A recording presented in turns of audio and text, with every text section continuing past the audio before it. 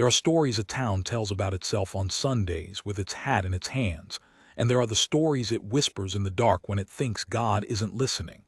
This is the second kind. I was there for most of it, and I have spent 30 years trying to decide whether I'd do the same as Jim Calloway did, or whether I'd have done what the rest of us nearly did to him for it. I still don't have an answer. Maybe that's why I'm finally writing it down. Some men keep ledgers of cattle. I keep a ledger of the things I should have said sooner. This is the longest entry I've got. Sit close. The fork hit the floor before the man hit the chair. That's the first thing I remember clear. Not the stranger, not the rifle by the door, not the look on Jim's face. Just my own fork, dropped from my own hand, ringing twice against the floorboards of the Calloway kitchen, while a starving man stood swaying in the doorway with rain coming off him like he'd been wrung out of the sky. I was 19 that winter. I worked the Calloway place, 40 head of cattle, 2 mules, a dog named Pistol who was scared of his own bark, and an old man named Jeremiah Calloway who I called Jim because he told me to, and Mr. Calloway because my mother had raised me to. I'd been with him 2 years by then, ever since my own people went under from the fever and left me with nothing but a saddle that didn't fit and a habit of writing things down in a little tally book so I wouldn't forget them. I write everything down, always have. It's the only way I trust a thing happened. My hands shake when I'm scared, and they were shaking that night, so the writing came out crooked, but I kept it. I have it still. The ink's gone brown as old blood. It was the tail end of November, and the rain had turned to that mean half-sleet that doesn't fall so much as it gets thrown at you. We brought the cattle down off the north slope 2 days early, because Jim said his knee told him weather was coming, and Jim's knee had never once been wrong, which used to make me laugh until the day I realized it meant the man had been in enough pain, long enough, to learn its language. We were eating beans and a little salt pork and the last of the cornbread, which I had made and which Jim ate without comment, which from Jim was the same as a hymn of praise. The fire was popping. Pistol was under the table with his chin on my boot. And then there were 3 knocks at the door, spaced wrong, too quick, and then a long pause, and then a third, like the third one had taken everything the man had left. Jim set down his cup. He had a way of going still that I'd learned to read. He wasn't a big man, Jim, not the way the dime novels would have you picture a cowboy. He was wiry and bent, and his face was all weather, and he had a white mustache he kept trimmed with a pair of sewing scissors, and his eyes were the pale blue of a sky that's thinking about clearing. When he went still like that, it meant he was already 3 moves ahead of the rest of us. "Stay sat," he told me, which I did not do, because I was 19 and curious and stupid in the particular way the two together make a boy. He opened the door and the cold came in like it owned the place, and there in the doorway, holding himself up on the frame with both hands, was the stranger. He was an Apache man. I knew it the second the lamplight found him, and I want to be honest about what happened in my chest when I knew it, because if I dress it up I dishonor the whole rest of the story. What happened in my chest was fear, and under the fear, ugly and quick as a snake, was something I'd been taught. Taught in church, taught in the schoolyard, taught by men at the feed store who spat when they said the word. I had never in my life met an Apache. But I had been handed a whole shape of feeling to pour over the first one I saw, ready-made, and God help me, I poured it. He was maybe 40, maybe 50. Hunger and weather make a man's age into a guess. His clothes were a ruin of trade cloth and hide, soaked black, and there was a wound on his calf that had gone bad. I could see the dark swelling even from across the room, the leg held off the ground. His face had that scraped-down look that starving puts on a person, where the bones come forward to take charge. But his eyes were steady. That's what I couldn't get past.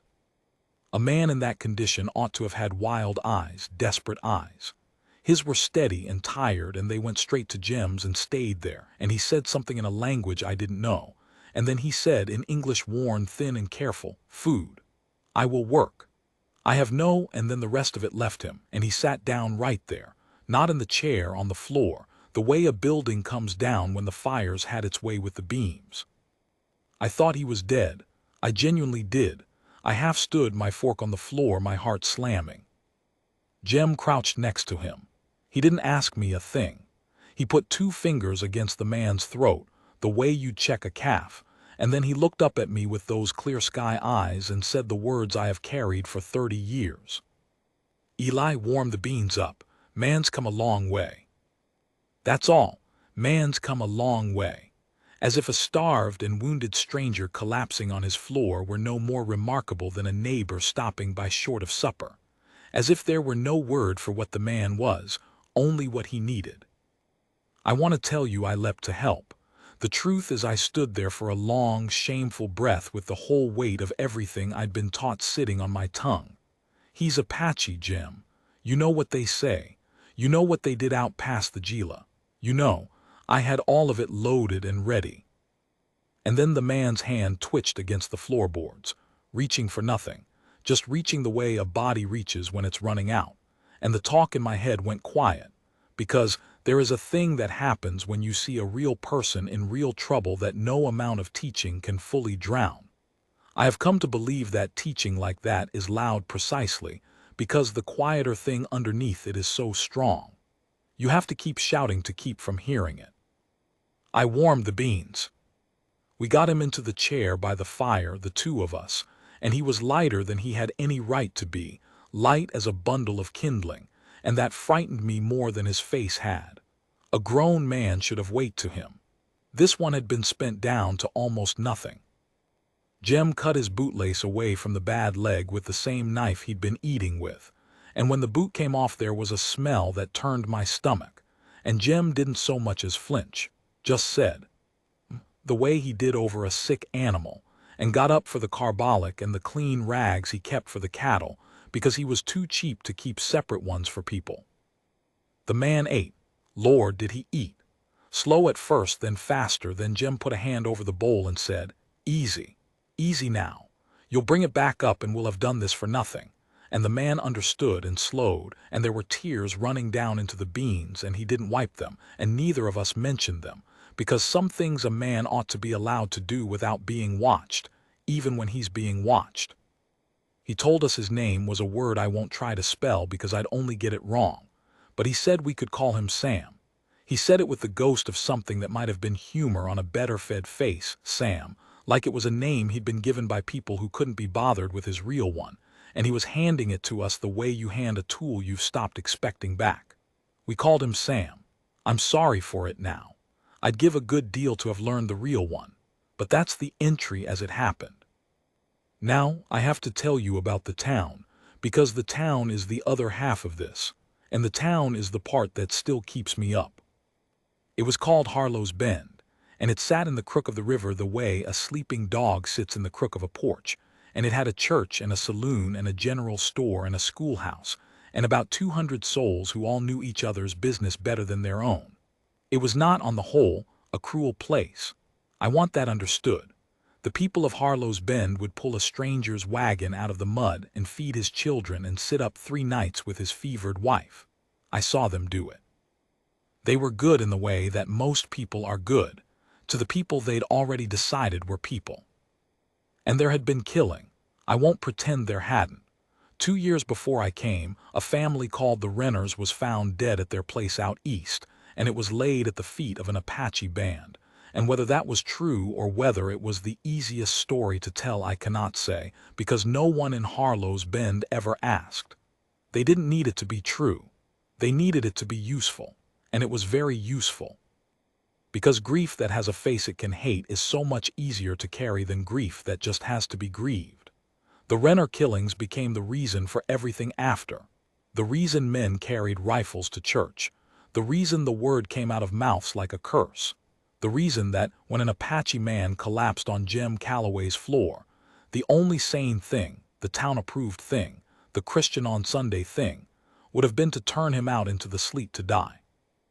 Jem knew all that. That's what I have to make you understand. He wasn't a fool and he wasn't a saint who didn't know the cost. He had lost a brother in the fighting years before. I learned that later, much later, and it changes the shape of the whole thing, but I'll come to it. He took Sam in with his eyes open. That's the part the town could never forgive. A man who does the wrong thing in ignorance can be pitied.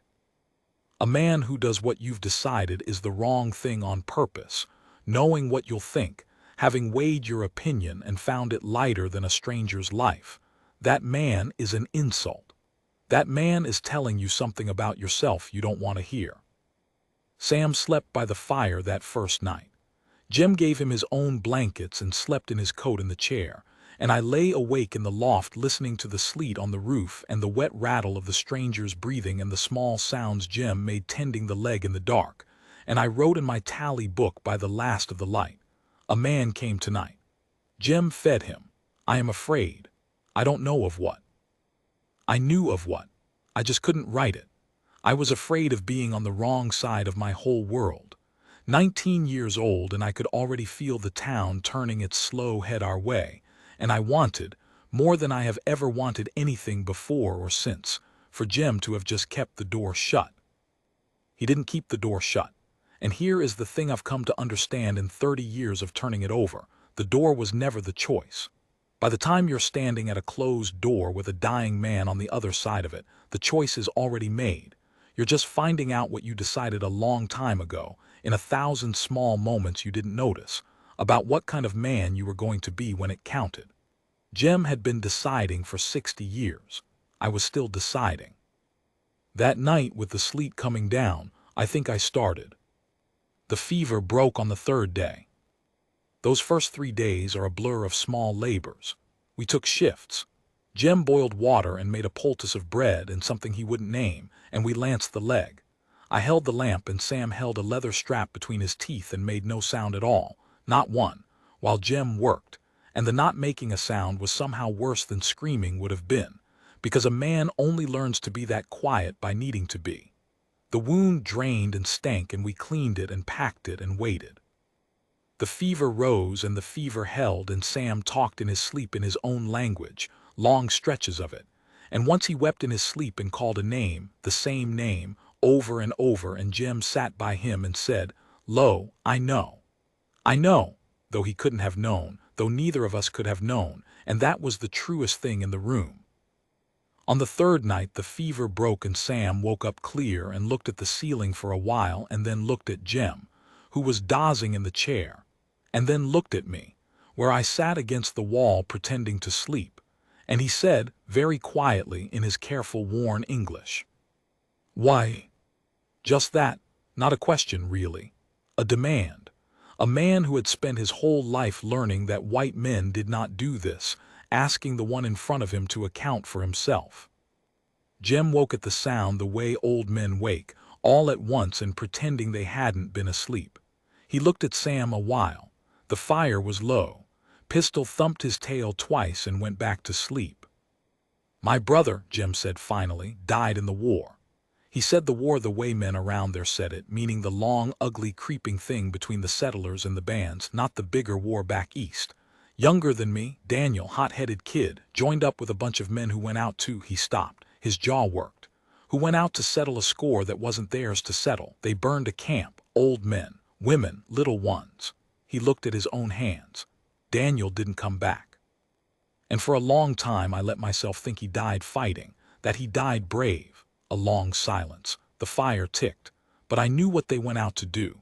I knew the kind of men he rode with. And one day I had to sit with the truth that my brother very likely died doing murder, that the people who killed him were defending Bobbies from him.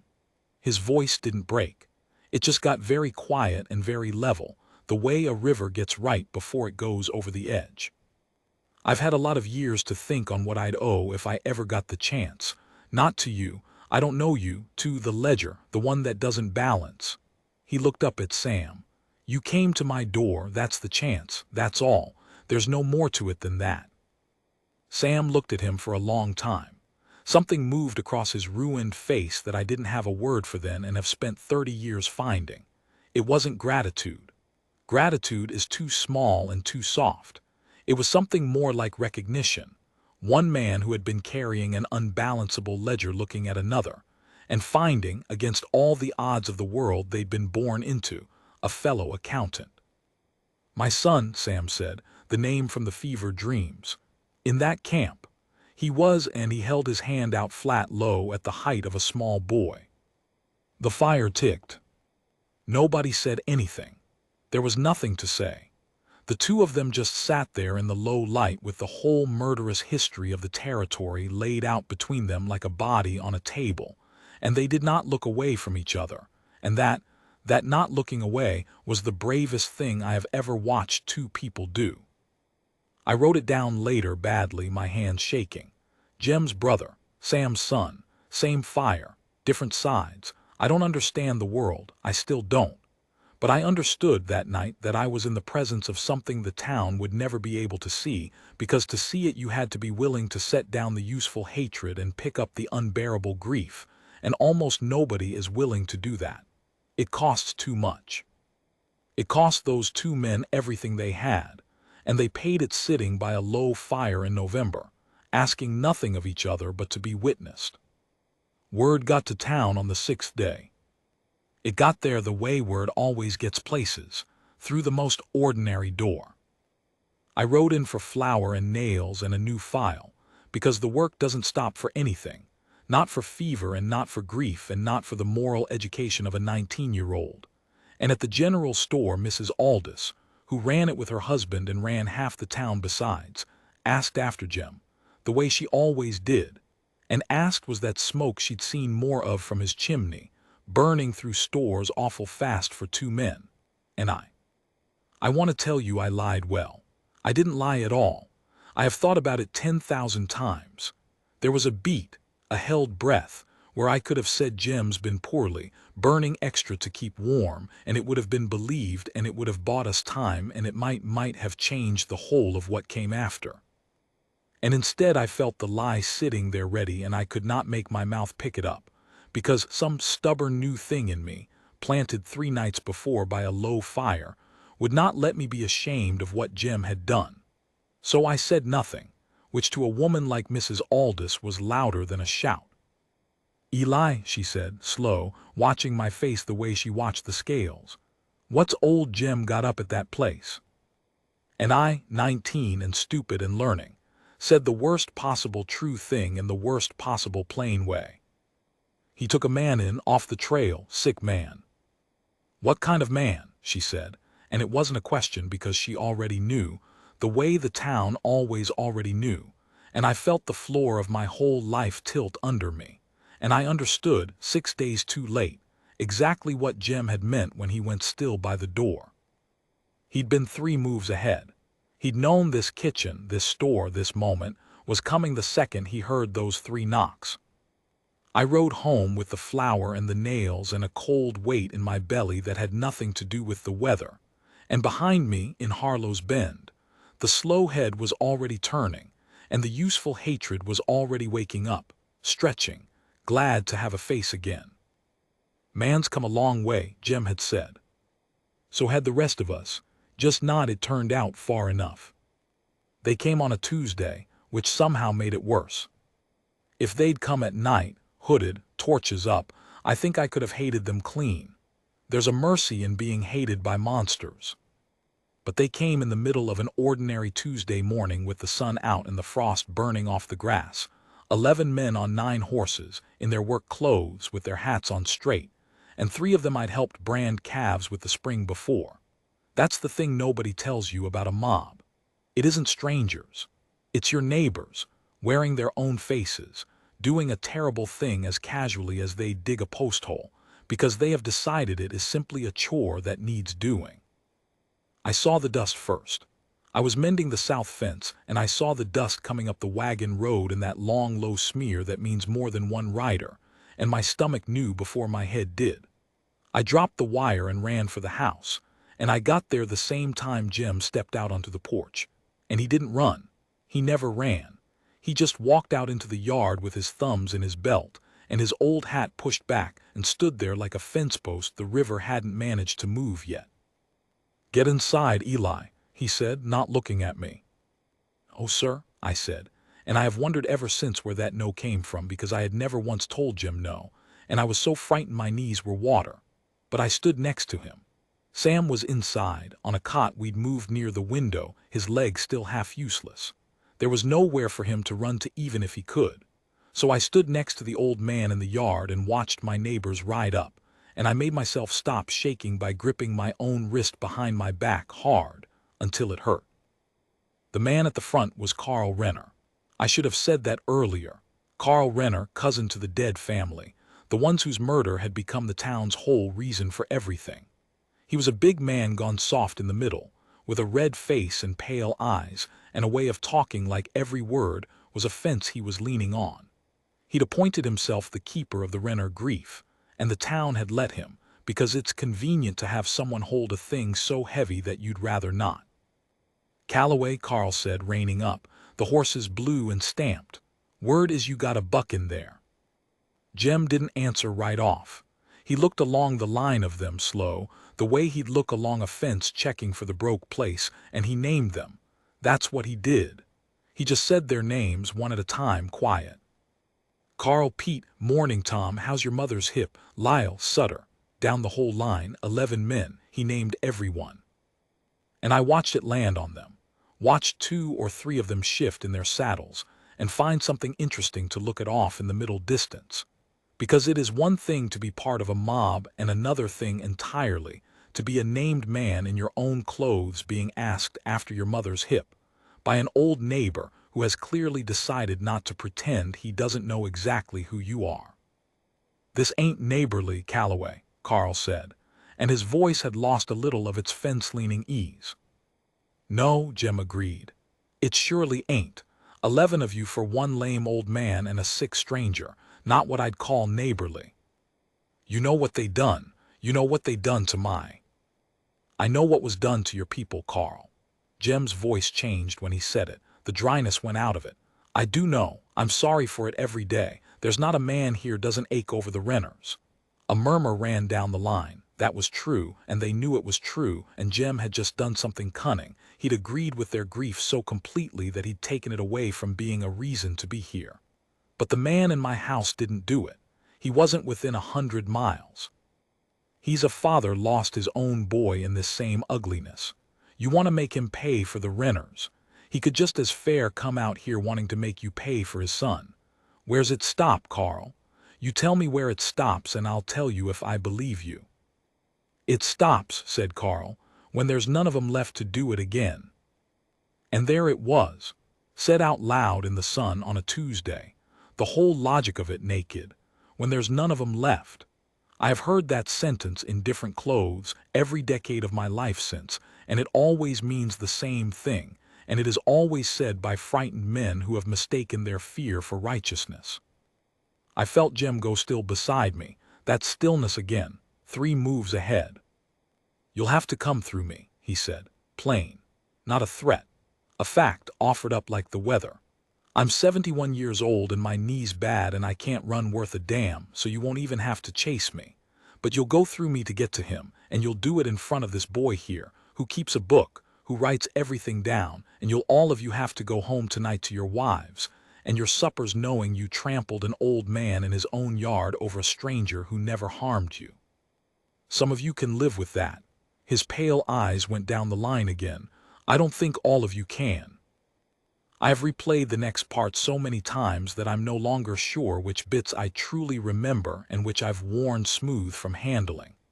But I'll give it to you as the book has it, because the book was written that same night, and the book doesn't flatter anybody, least of all me. For a long moment nothing happened. The horses shifted. A meadowlark, oblivious, sang its heart out from the fence post I dropped the wire by, and then Carl Renner got down off his horse. He got down slow and heavy and he came across the yard at Jem, and I saw the others watching, not moving yet, the way men watch to see if the first one will really do it. And Carl came right up close, close enough that I could smell the whiskey he'd needed to get here, and he put his big hand flat on Jem's chest to shove him aside. And Jem let him. That's the thing, Jem didn't brace, didn't swing. He let Carl's hand land and he just held. Didn't move. An old bent man and a big soft frightened one, and the old man simply would not go where he was being pushed, not because he was stronger but because some men have a weight to them that has nothing to do with size, and Jem had spent 71 years becoming that kind of heavy. Carl shoved and grunted and shoved again, and his red face went redder, and Jem looked up at him from 6 inches away and said, so quiet I barely caught it. You don't want to, Carl. I've been watching you carry the dead 2 years now. You're tired. You don't want one more on the pile, I can see it. Set it down. And Carl Renner, and I will defend this man's complicated soul to my own grave for what he did next. Even knowing everything he'd come to do, Carl Renner's face came apart. Just for a second. The fence fell over. Underneath it wasn't a monster at all. Just a man who had loved some people and lost them in a way too cruel to make sense of, who had been carrying it the only way the town had given him to carry it, which was as a weapon, and who was so unspeakably tired of how heavy a weapon is. His hand was still on Jem's chest. His mouth worked. No sound came out. Behind him, one of the riders, Tom, whose mother's hip Jem had asked after, turned his horse. Just turned it quiet and started back down the road. And then another. The nomming had done its slow work. It is very hard to murder a man who has just asked after your mother. Jem had known that. 3 moves ahead. He'd been disarming them one Christian name at a time since the second they rode up. But Carl was still there. And his grief, denied its weapon, turned the only other way grief can turn when it's got nowhere to go, which is inward. And he started to shake. This big man started to shake all over with his hand on the chest of the neighbor he'd come to trample. And he said, in a voice I'd never heard out of him, a small voice, a boy's voice. They was just people, Jem. They wasn't no different from us. Why'd it have to, and then he couldn't anymore? I know, Jem said. The same 2 words he'd said over Sam's fever. I know. And he put his old hand up and over Carl's, the one still flat on his chest, and held it there. The 2 of them standing in the yard holding the same grief between 4 hands, and I stood 3 feet away and wept like the child I still mostly was, and did not even try to hide it. The riders left, all of them, Carl last walking his horse not looking back. The meadowlark kept singing. The frost was all the way gone. We had won, that's what I thought, standing in the trampled yard with my face wet. I thought we had won. We had not won. We had only postponed. But I was 19 and I didn't yet know the difference. And for one bright hour that Tuesday I believed that goodness, stood up for plainly enough, would always be enough, and I will not apologize for having believed it, because a person should get to believe that at least once before the world teaches them better. Sam had watched the whole thing through the window. When we came back inside, he was sitting up on the cot. And his face was doing something complicated, and Jem went to the stove and put the coffee on like nothing had happened, because that was Jem's way of saying a thing was too big to say. You should not have, Sam said. Coffee's just about. You should not have, Sam said it hard. He was angry. It took me a second to understand it, the anger, and then I did, and it broke something in me to understand it. He was angry because Jem had risked everything, his life, his standing, his place in the only world he had, for a man he'd known 6 days. And Sam had spent his whole life learning the brutal arithmetic of the territory, learning exactly what his own life was worth on the open market of Harlow's Bend, which was nothing, which was less than nothing, which was a thing 11 men would ride out on a Tuesday to a race. And here was this old white man treating that worthless life as though it weighed the same as his own. It didn't fit anything Sam knew. It threatened the whole grim structure he'd built to survive inside. If his life was worth that, if Jem was right that it was worth that, then everything that had been done to him and his, every loss, was so much worse than even he had let himself feel. Because you can bear the theft of a thing the world says is worthless far easier than the theft of a thing that was precious all along. That's what the anger was. The anger was grief with nowhere to go. I was getting an education that month in all the shapes grief can take. It can take the shape of 11 men on 9 horses. It can take the shape of a big soft man's hand on your chest.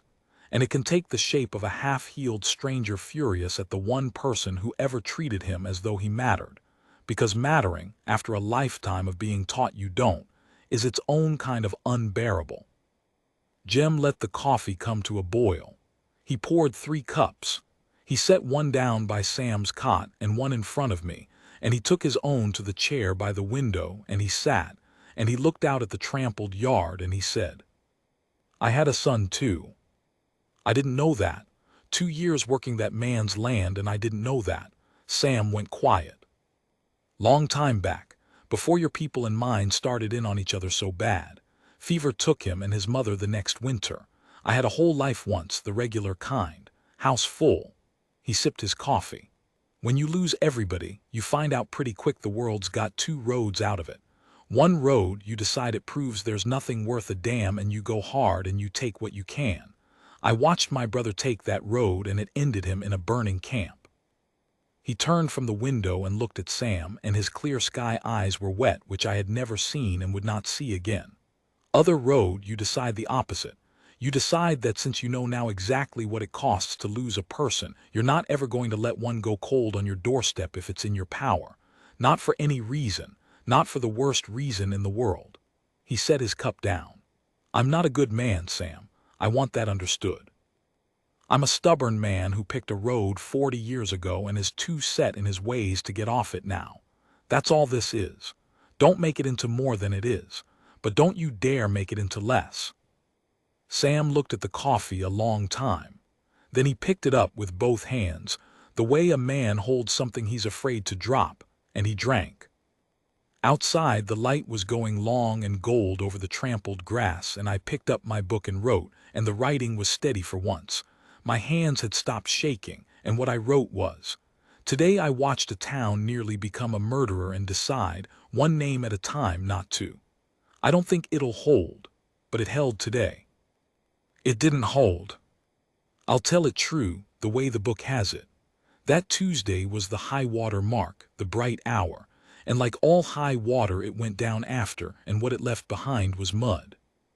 Because the thing about a town that has almost done a terrible thing is that it can't forgive the people who showed it what it almost was. Those 11 men rode home, and most of them, I do believe, were quietly grateful in their hearts that Jim had given them a way to turn back. But gratitude like that curdles. By Sunday it had soured into something else. They had to make sense of having been turned, and a frightened man makes sense of being turned by deciding he was tricked. Old Jim and his clever nomming. Old Jim and the boy with his book. Old Jim, who thought he was better than the rest of them, who looked down the line and judged them in their own work clothes in his own yard. The story that went around Harlow's Bend that week was not "we almost did murder and an old man saved us from it." The story was Calloway humiliated good men to protect a savage. Same Tuesday. 2 stories. And the town, being a town, chose the one that let it keep its breakfast down. The first thing was the feed store wouldn't sell to me. Mr. Aldous, eyes everywhere but my face, said they were out, though I could see the sacks. Then the church. Jim hadn't been a church-going man in years, but he sent me sometimes. And that Sunday the preacher gave a sermon on the wheat and the tares, on how a field must be kept clean, and every soul in that building knew the field he meant. And I sat in the back and felt 200 people very carefully not looking at me, which is its own kind of looking. Then it was the small things, the cruel, ordinary things. A gate left open and the cattle scattered half a day's ride. A water trough fouled. A note, no name, pushed under the door that I won't repeat, that I burned before Jim could see it, though I think he knew. Jim bore it the way he bore weather. He'd grown the cattle, salted the meat, mended his own gear. He could go a long time needing nothing from anybody. That was the thing they couldn't stand, maybe, that he didn't need them, that their cold shoulder cost him beans and not much else. A self-sufficient man is hard to punish. So they reached for the thing he did need, which was Sam getting well enough to leave before the screws turned all the way down, and the weather, which had been merciful, turned with the town, the way it does in that country, hard and early and mean.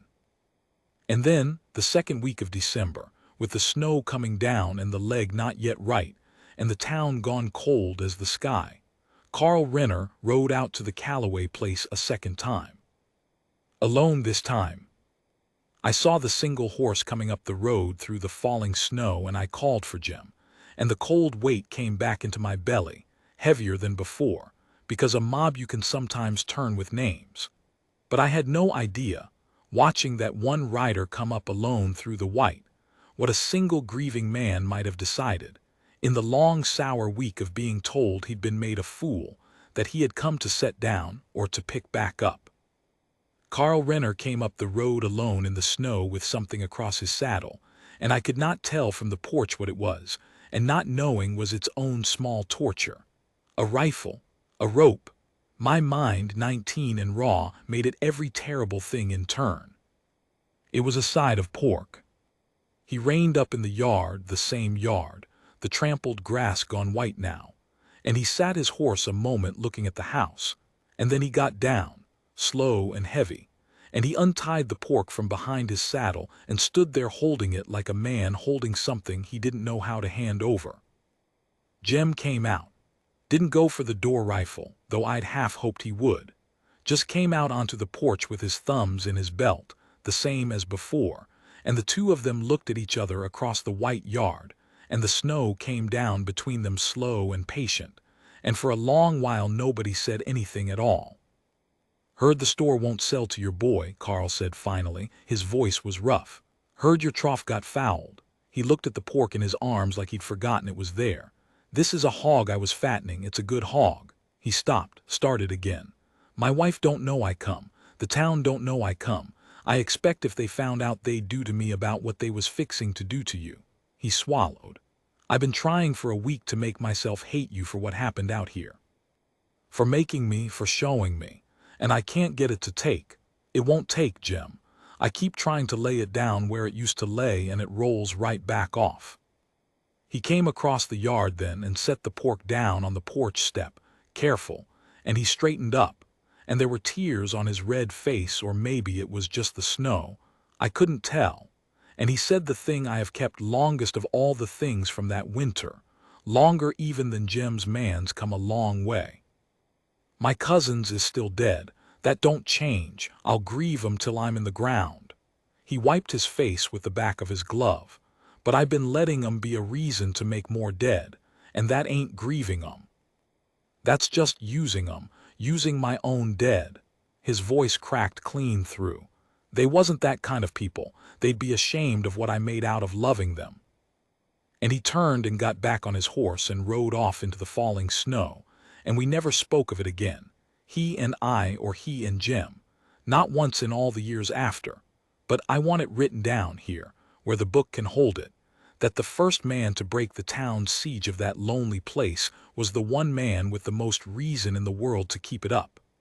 That is the thing about people that I have never gotten to the bottom of.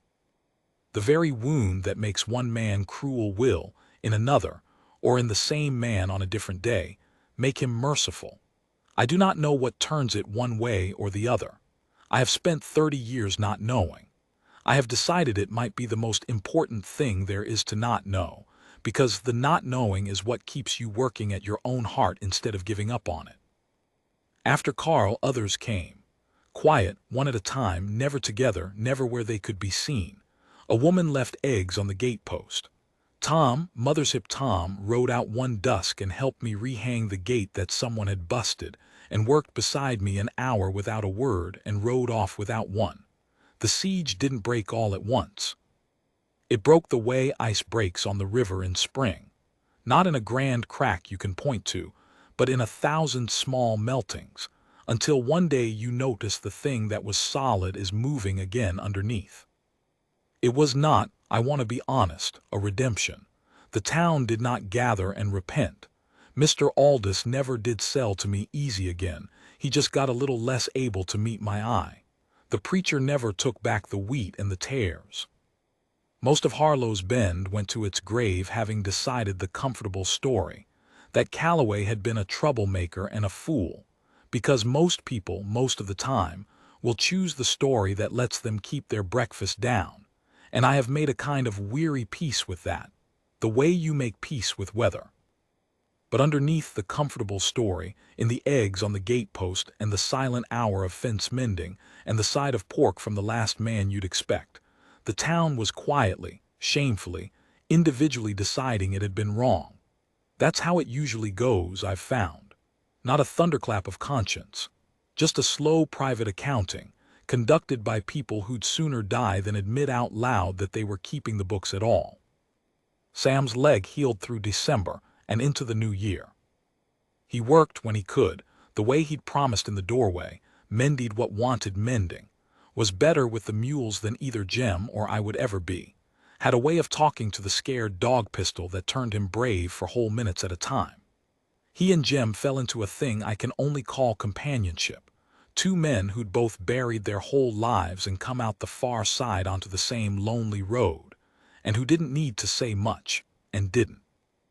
They'd sit by the fire of an evening, Jem with his coffee and Sam with the tobacco Jem shared without being asked, and they'd be quiet together in a way that two men can only be quiet when they've each seen the bottom of things and recognized it in the other. I'd watch them from the loft and feel, sometimes, that I was the only lonely one in the house, the only one who hadn't yet been to the bottom and back, and I'd feel almost jealous of their terrible shared knowledge, which is a thing I'm ashamed of, and which I think is also just what it is to be 19. But Sam was never going to stay. I understood that eventually before either of them said it. He had people, what was left of them, somewhere west and north, and the loss that had emptied him hadn't emptied him of them, of the ones still living, and a man who has lost a son does not stay warm by a stranger's fire when there are still living people who carry his blood out in the cold somewhere. He was healing himself enough to leave. That was the whole point of the healing. We were mending him so he could go. I think Jem knew it from the first night. Man's come a long way. He never once said stay. He left in the fall spring, that lying warm spell February sometimes throws out before winter remembers itself. He left on foot, having refused the mule Jem offered. Sam refused, and they had a whole silent argument about it with their faces before Sam won the way he always won, by simply being more set than even Jem could move. He took food and a coat of Jem's and the good knife, which Jem pressed on him and which Sam took finally, not because he needed it, but because I think he understood it was the only way Jem had to send a piece of himself along the road. At the gate, the rehung gate, the one Tom and I had fixed, Sam stopped. The morning was bright and false warm and the mud was soft. He looked back at the house and at Jem standing on the porch and at me by the gate, and he did a thing then that I have carried like a stone in my pocket ever since, smooth from handling. He said his name, his real one, the one I won't try to spell because I'd get it wrong, but he said it slow and clear twice, so I could hear it, so the boy with the book could write it down, and I did. I wrote it down that very minute, leaning on the gate post, and I have it still, the real name in my own crooked hand, the only place in the whole world that I know of where it survives. And then he said in his careful, worn English, "Now you know the man you fed, not Sam, him." He touched his own chest. "When you tell this, and the boy will tell this, the boy tells everything, a flicker of that almost humor, that ghost of a better fed face, tell it with the right name. A man fed with the wrong name is still a stranger. A man fed with the right one is a guest. Make me a guest." And then he looked at Jem for a long moment, and Jem looked back, and neither of them said the thing because the thing was too big to say, and Sam turned and walked out through the gate, and down the soft road into the fall spring, and he did not look back again, and we watched him until the road took him.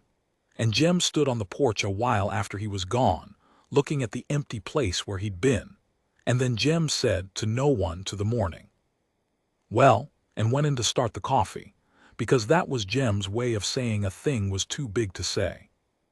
I am an old man now myself, older than Jem was that winter. The book has gotten thick. Jem's been in the ground a long time, went the way he'd have wanted, in his own bed on his own land, with the cattle lowing outside and Pistol's grandpup at his feet, and me holding the hand that had held Carl Renner's grief in the yard. I buried him on the rise above the house. The town came to the funeral, the whole comfortable, complicated, never quite repentant town, and stood with their hats off, and some of them wept, and I let them, Because the dead don't keep grudges and the living have to go on living next to each other. And a funeral is a kind of slow, private accounting too. I never saw Sam again. I'd be lying if I tied that off neat for you. I don't know what became of him. I don't know if he found his people, or if the road took him hard, or if he lived to be an old man telling some boy of his own about a stubborn rancher who pulled him in out of the sleet and asked nothing for it, but to be allowed to balance a ledger that couldn't be balanced. I've imagined every version. I've decided I prefer not knowing, the way I've decided I prefer not knowing what turns a wound to cruelty in one man and mercy in another. The not knowing keeps him out there, keeps the road open. A story you tie off neat is a story that's over, and I am not ready for this one to be over. And so I have left the end of it a little untied, the way you leave a gate a little open when you're hopping something might still come back through it. But I'll tell you the thing the title promised, the thing that left the whole town speechless, since you've come this far and earned it. It wasn't the mob. It wasn't Carl Renner breaking down in the yard. It wasn't even Sam walking out the gate into the false spring with his right name finally spoken aloud. It was this. Years on, long after Sam was gone, long after the eggs and the pork and the silent fence mending had faded into the town's careful forgetting, old Jim Calloway died, and they read out his will at the bank. And it turned out the old man, who needed nothing from anybody, who'd been frozen out and lied to and slandered from the pulpit, had left the whole of his place, the land, the cattle, all of it, not to the town and not even all to me, though he saw me right, but a good portion of it in trust. With a sum of money he'd been quietly setting by for years, to go to any soul who came to that door hungry and was turned no one away. He wrote it just like that. The lawyer read it twice because nobody believed it the first time. A standing instruction, paid out of a dead man's land, that the Calloway place was to feed whoever came forever and ask them nothing and learn their right names. The town sat in that bank dead silent. 200 souls who'd spent a winter trying to starve him out, listening to a dead man arrange, from beyond the grave, with the very land they'd tried to make worthless, to go on doing the one thing they'd hated him for forever, in their own midst, where they'd have to watch. And one by one, I swear to you, I watched it land on their faces, the same slow thing I'd watched land on the 11 riders when he named them, the same thing that had come apart in Carl Renner's face in the yard, the understanding of what they almost were, and the harder, stranger understanding of what he'd been the whole time, while they hated him for it. Nobody said a word. There was nothing to say. There never is for the biggest things.